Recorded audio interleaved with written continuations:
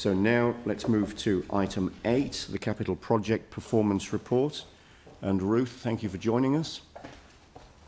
Again, we'll take the report as read. Are there any particular parts of this report you want to draw our attention to, or any comments that you'd like to make? Thank you. Good morning, everyone. So this is the report to the end of February 2021. I'll speak to the current financial year first. So page 43, our current financial year forecasts against our core program budget of 375.5. Our project managers are still forecasting a spend of 380.3. So we're still in a bring back position against the core program. Against the full financial year budget of 552.5, we're forecasting a spend of 490. So performance to date and our future month forecasts for this financial year, you'll see that January and February spend was lower than forecast by around about 14 million. So this does require our delivery units to recover that spend in future months, as well as deliver on the forecasts that they've got within those months. If you refer to the summary page on page 41, delivery units have confirmed that they will be able to recover that spend. So 8.5 million of that was for transport, was in transport, and that is work that has been completed but is not yet billed. So it will enter the system in future months. And 3.8 million of that was actually a negative spend. It was just a transfer of a land purchase into Three Waters, and Three Waters will be spending that, forecasting to spend that this financial year. So based on the discussions that we had at last committee, you'll now see the detail relating to future month forecasts by delivery unit on pages 46 to 48. So this is in a different format than you've seen before. So on the left of those pages, you'll see the current month forecast, and then the forecast per delivery unit that makes up that full month forecast. And within that, there is detail around what makes up that delivery unit forecast. That's good. So I'll make some general comments on deliverability this financial year, but then I'll be asking our delivery units to come up and speak to what specifically they are doing within those months to deliver on those forecasts. So in terms of general comments, as per last month, our core program is still forecasting a bring back, which is a unique position, which means that against our core program, we're still able to accommodate some unforeseen issues in the final months of the year. Across council, we remain in an improved position for projects in construction. And so construction is where we do see the majority of spend, so we would want to see a lot of projects in construction. So we have 300 this year, which is forecasting a remaining spend of 147 million. And that compares to last year where we had 230, so 70 less, forecasting a remaining spend of 118 million. So that means we've got $29 million worth of projects that are in construction that we didn't have this time last year. And so last year, our performance against that forecast in March of 118 was 80%, despite COVID lockdown of 6 weeks. So we'd expect to see a better result than we did last year. In terms of delivery units, transport's in an improved position, so they've got 57 projects in construction forecasting 50 million versus 36 last year forecasting 35. And Three Waters were in a similar position with 97 projects in construction forecasting 40 million. I'll let them talk a little bit more about their units shortly. Forecast accuracy, given the less spend in January and February than forecast, is at 80%, which is still a reasonably good forecast accuracy. But if we were to model that out this financial year, we'd end up with a result of around 321 million spend against the core program, which is around a 14% carry forward. So that's just on forecast accuracy alone though. So I'll invite the delivery units to come up and talk specifically around their plan to deliver to the end of financial year, starting with Three Waters. So John, are you able to come up? Three Waters has seen a spend to date of 74. They've got a remaining spend of 90 million. They've got some big land purchases coming up, but I'll let John speak to that. If you want to refer to pages 46 and 48, you'll be able to see the detail that these delivery units will be speaking to. I don't have a great deal to add than I did from our last finance and performance meeting, where I gave confidence that we were going to meet our delivery targets. Just to add that confidence does reduce in time as the closer we get to the end of the financial year. And some of the issues that we're experiencing are unexpected consent conditions on some of our larger projects in the land drainage area, which we're endeavouring to resolve, and some delays in getting procurement completed through post-tender clarifications and closing out tags. Apart from that, we are still in negotiations with one large land purchase of about $6 million, which needs to be finalised. Everything else is pretty much as I stated last meeting. All right, thank you. Transport. Let's take the presentation from all of the areas, from all of the units, and then if there are questions, we can bring staff back to the table to answer those at the time. I haven't got very much voice. So maybe Richard needs to do it. I'm here for the comedy value. Similar to Three Waters, we haven't changed a lot since last month. However, Transport has a lot of projects in contract, a large number of MCRs. Dyers Pass Road is underway, and Marston's Road Bridge are the big ones. Sorry. And that is largely what is giving us the confidence on the spend. We also have a number that have closed tenders, that have short construction periods and are about to start, including Cashmere, Hoonay, Wesley's. Yeah. Thanks. All right. Can you repeat it? It's about to. Cashmere's about to start.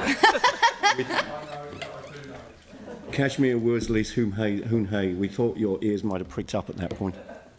That's all good. All right, thank you. And then finally, it's the major facilities, so CMUA and Metro. I see Alistair's not in the room, but I can speak to Metro. As you know, it's a third-party delivered project. The forecasts that we have in our system are those that we receive from them, so we don't have any control over those forecasts. And then I understand you're getting a CMUA update later, so... All right. Cool. I'll just make few more final comments just around the watch list. You'll note that 2 of our transport projects are now in handover and closure, so they're Hereford Street and Victoria Street. Great successful projects there. And St Albans Community Centre also practical completion this month with the opening next month, early April. And then you'll see that you've got a new report this month, so instead of providing delivery completes from the previous period, you'll now see what we've been able to achieve for the whole financial year. So there's a considerable effort to get all of those projects delivered to date this financial year. So we'll keep that updated, kind of rolling forward for the financial year. So happy to take any questions now. Thanks. All right, thank you. So a first look at the table on, or the graph on page 45. We're not delivering to forecast in January and February, and we've got some very ambitious forecasts that obviously we're hearing that we are expecting to deliver to over the next 4 months. What we've just heard from delivery units, is really reinforcing that high level of confidence, and that's good for us to hear. And can I also say that the format of the report, where we are now breaking this down by delivery unit, makes it far easier to understand and to have confidence in the information that's been presented. So thank you for that. But at a high level, really, and I think we've got this right, you are confirming a high level of confidence around delivery of what are really some quite ambitious targets over the next 4 months. Yeah, I think if you look at how we were doing last year, our spend to date, if we had delivered on January and February, would be about the same. And as you know, we moved our annual plan of value down, budget down, to reflect our previous year delivery. And our delivery units are saying that we can recover January and February because it was work completed, not billed. And so if we are able to do that, we are on track to deliver. Excellent. And then on Metro Sports, obviously this is the Perfect snapshot of where we were at in February when this report was put together. No further update on that. The information that we've got here is the most current. Alistair's here. I believe, sorry, I'm rushing. John Bridgman's due to address council shortly, so the invite's been sent and he's received, and he's coming in to talk to Metro Sports specifically regarding the questions that have been raised here. Yeah. All right. You all right? Yes. Breathe Thank you. deeply. There was a big article in the newspaper about it being delayed. Yeah. Can we just clarify whether that's existing information that we're aware of or whether that's new information? No, the delay's always been noted. It's been, and the COVID environment's created that delay, so it's the extent of that delay has not been publicly notified, and that's why John's coming in to speak to you. All right. So we'll wait for John to come in and we'll have that I conversation can't at that remember the time. exact date. I apologise, but I think I'm pretty sure it's the 29th. I think of which, of 1 month. If we can make sure that that's I'll in confirm people's it. calendars so that we get good attendance at that meeting, that would be great. Thank you. All right, so that's everything from me. Are there any other questions on this report? Jimmy? Also on page 44, yeah. But if this Metro Sports facility delay due to the kind of COVID-19 shutdown, but I just concerned whether the contractor request the cost from the council or not. Request because due to the shutdown, this further delay. Yeah. The negotiations around the COVID variations for Metro Sport are undertaken by our third party, so we don't have visibility of that. Okay, thank you. Second one is on page 66, the major cycle route, South Express, the section 2. The completion date, I'm not sure, because we start from the section 3, section 2, section 1. So whether the completion date by December 22 should be amended by December 21, because now it's almost go to the tender process, am I right, in mid? 66 page. Section 2. Because section 3 is September 21. As I understand it, through you, Mr. Chair, that's consistent with what we've reported previously, so nothing's changed. Still the same. Still the same. Okay, but why you need to take so long time for the, you go to the tender, you need to take another 1.5 years, just complete. But it is the section 1, you have not yet go to tender, just detailed design, but you can complete by the April 22. What's the rationale? That's the planning date. If we can deliver it earlier, we will. Quite unreasonable. I just confused, unreasonable. So that's no change, Jimmy, as has been noted from previous information that we've had on this? Yeah, but that's because you section 1, you have not yet the tender, just detailed design, you can complete by the April 22. But the section 2 now, you almost will be go to the tender. Why you still need to take on December 22? Through you, Mr. Chair, it's consistent with what we've reported previously, and it's simply the planning date. So, look, as we get closer to that, that might change, and we'll update you accordingly. Okay, thank you. All right, thank you. Any further questions on the report? Yanni? Page 63, my favourite, the Littleton Harbour wastewater scheme. It's now turned to amber. You say ground conditions and contractual issues to be resolved, design changes requiring significant input from council staff, slowing down construction fronts.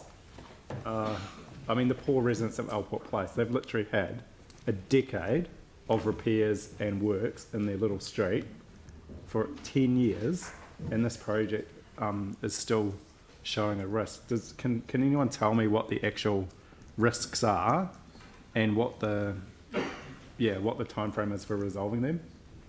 And if there's anything, I'll just keep repeating, if there's any sort of enhancement that we can do as a temporary or transitional measure to try and give those residents something to feel good about, rather than just having work site on their street for 10 years. Through the chair, we don't have the right people in the room for that right now, so I'm happy to... Can we find out? Yeah, provide us some information. Doesn't John? Or is Oh, it yeah. As I understand it, the only risk on that project is related to budget, and that is being resolved through a change request, and that is yet to be determined whether it is there is a risk to budget. We're just flagging it at this stage. So everything else I understand is on target, and what you have highlighted in terms of some ground conditions is probably just reflective of why that's a risk to budget. Is there any scope within the project to actually tidy up the end of the street that's basically being used as a work site? You're talking about Allport Place? Allport Place.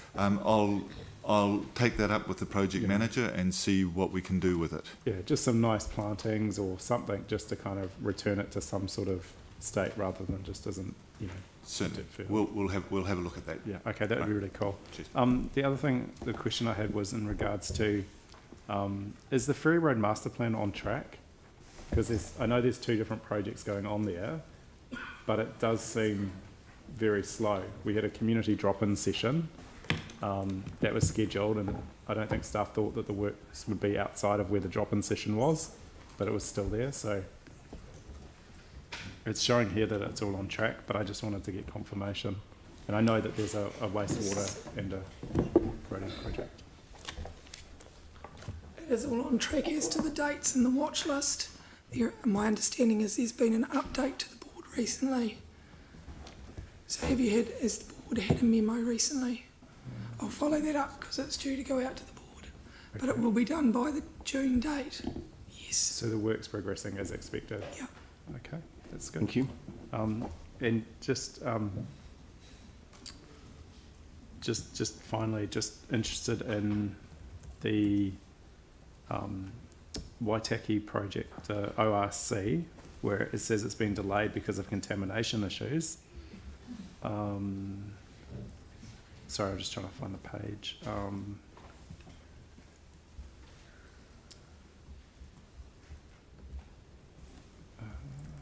Can't find it, but it's the one it's said that it's been delayed because of significant contamination issues, and I'm just wondering why we didn't know about that when we approved it, because I'm sure that there were people in this room that had some sense of the site not being ideal, or maybe, just struck me as unusual.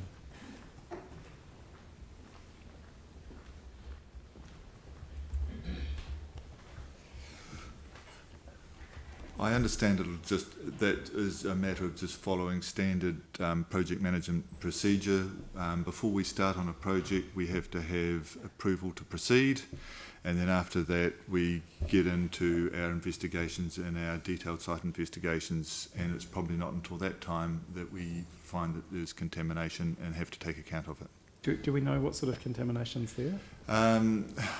I don't specifically, but I'm guessing there's probably a bit of asbestos there. I doubt that there's hydrocarbons or anything like that, so it'll involve taking it to Cape Valley and possibly some additional expense and consenting. Okay. All right, thank you. In the absence, Mike. Yeah, you just got a question on the Northern Line cycleway. Have you got a page number for that one? 65. Thank you.